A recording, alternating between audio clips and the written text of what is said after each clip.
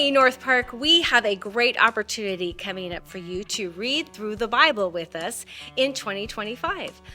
We're doing a plan called the Bible Recap, which is a chronological daily Bible reading followed by an informational podcast that kind of gives you the background information and details about what you just read.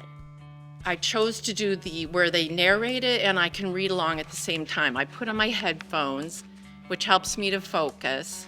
And once I'm done, Tara Lee Cobble does the recap at the end, and that is really, really helpful. And if you're afraid, thinking I'm not a strong reader, and I don't think I can get through this, don't feel that way. There aren't tests. There's no, they don't take attendance. They don't check up to make sure you're on schedule. You go at your own pace. And I think that everybody would really benefit greatly. The best part of it was, if you really break down your day, you only spend about 1% of your day doing this. It's about a 12-minute reading, and you can do it like people have talked about, where you listen to it and read, or you can read on your own, or whatever. And then you have a commentary, maybe an 8-minute commentary. Mm-hmm. So it's like 1% of the day. And the first year I did it, I got through the entire Bible using 1% of my day.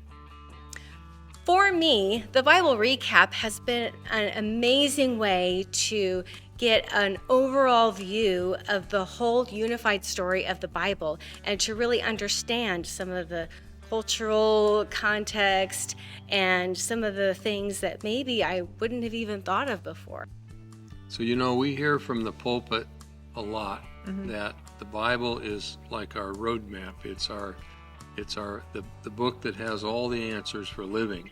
Right. And yet, how much time do we spend? and so that is convicting in a sense. I don't want to make people feel bad about anything. No. If it is truly the guide to our life, we have to spend time with it. More than a verse. Yeah. The Bible is dynamic, just as faith is dynamic. But there's always this common thread running through that kind of weaves everything together and makes it whole. Hey, did I tell you that this is chronological? That means we read it as it's happening. The first time I started reading and she inserted Job after Genesis 23 or something, or 16. Why is Job in Genesis? Well, the things were happening concurrently. Using the Bible Recap really gave me an opportunity to actually successfully read through the Bible. The plan is for a year. My first time through, it took me a year and 9 months, but at the end of it, I understood more about the Bible than I ever had before. The Bible Recap has made walking through the Word of God an easy task. Now, there are things that, if you walk up to someone that's done it, you can see the enthusiasm. It's given us community. We do have, ways to stay in touch. We've met together a few times over the year. But the thing is, there's no obligation, and it's without guilt, because if you get behind, there are multiple ways to catch up. I think if I get done with this and I have just the least little bit of more understanding, then I've benefited, and I look forward to doing it again next year to gain more understanding.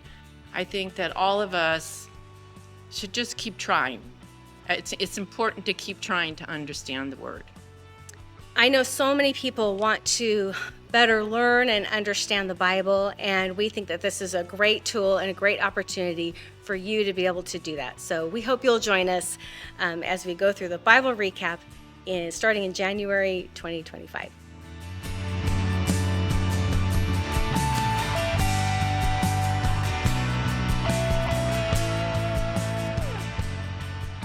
And I think that there's actually references to sports in the Bible. Yeah. And I've learned that from Genesis because it's baseball reference in the big inning. Yeah, and so's coffee. Where? Coffee's in the Bible. Where? Hebrews.